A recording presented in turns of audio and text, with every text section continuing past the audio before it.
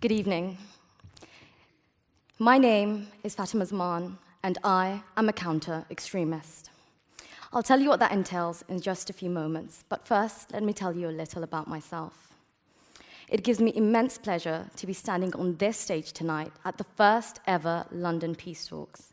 I'm a born and bred Londoner, and so this evening holds particular importance. Growing up in the heart of East London, I never thought I'd occupy such an international platform. Coming from one of the poorest boroughs in the UK, and being of Brit, Bengali, Muslim heritage, I've always been reduced to a mere statistic. Time and time I've been told, you will fail because you're a third-generation immigrant who's not really British. You will fail because you're from East London, and you will fail because you are a woman. Just like every other young person from East London, I was and still am expected to fail. With this drilled into you from a very young age, it's difficult to know your place in society. However, this wasn't the only negative stereotype that I've encountered. On July 7th, 2005, I saw this very city, my hometown, bombed. Not once, not twice, but 4 times over. That day was the first day the clarion call of extremism invaded my life. In every corner, radical voices sprung up, enticing our youth to stand for violence, to perpetuate hate, and to turn their backs on British society. However, as London has proved time and again, we rejected that hate, and I made a stand then to make and effect change. Fast forward to today, and the call to lure our youth grows louder by the second. There is a cacophony of extremist voices telling you that you are disenfranchised. You are a statistic that people will forget, and therefore you need to respond with violence. As a member of the largest community in London, Muslim community, I was uniquely affected by these voices. I've seen communities ripped apart, neighbors turn their backs on one another, and felt the heavy burden of having to apologize for extremists who killed in the name of my peaceful religion, Islam. I knew then that I didn't just want to be a statistic, nor did I want to be an extremist apologist. I realized extremism had no religion, no credence, no comprehension. Despite being told that it was my faith and my religion responsible for all the problems of the world, I knew then exactly where my place in society was. It was as a young counter-extremist. Today, I have defied every statistic that has pigeonholed me. I am a proud 2-time graduate specializing in the field of counter-extremism. I've served Her Majesty's government as a civil servant and now work with the former UN Secretary-General, Mr. Kofi Annan. If I can do this, any other statistic can. The choices I made in my formative years, for example, to dispel negative stereotyping, to challenge misinformation, and to work for a more cohesive community have delivered me the title of a next-generation counter-extremist. I work on the front line to prevent violent extremism by using education as a tool of inoculation, as a method to resist indoctrination from extremist groups. I've developed workshops to stimulate and encourage debate around issues of faith, build resilience within communities, and strengthen the resolve of individuals to challenge and dispel extremist propaganda. By working directly with those vulnerable to and at risk of radicalization, by understanding their specific needs, I've been able to direct and conduct prevention efforts. Every day, we are inundated with threats from extremist groups. Recently in London, our fantastic authorities disrupted a suspect package and sustained our ongoing peace.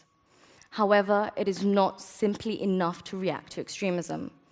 There is a major call for us all to proactively counter and combat this pervasive threat with a more positive alternative.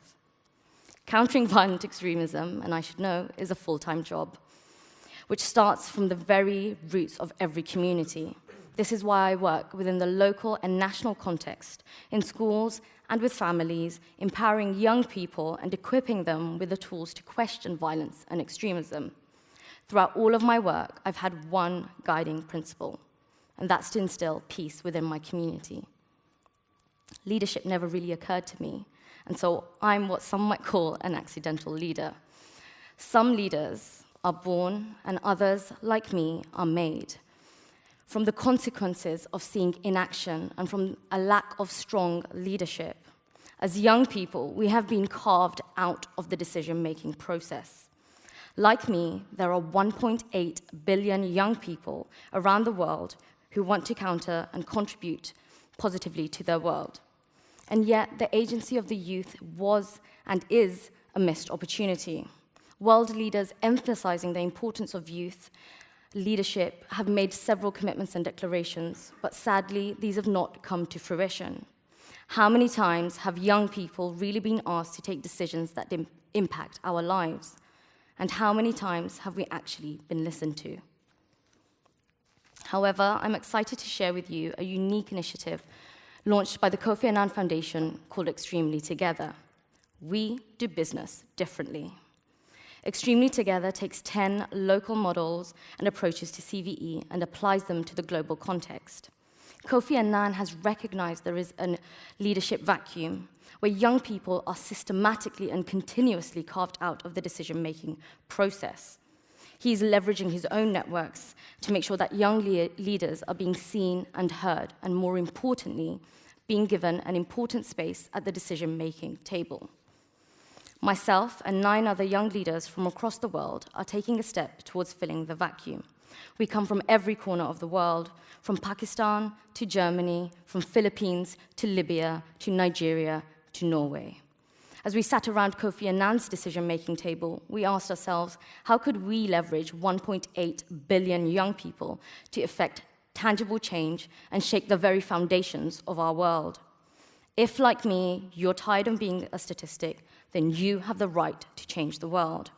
We are all carriers within us of change and possess leadership potential. Ladies and gentlemen, tonight I want to unlock that potential. Tonight, I ask you all to defy the statistics that relegate you to failure.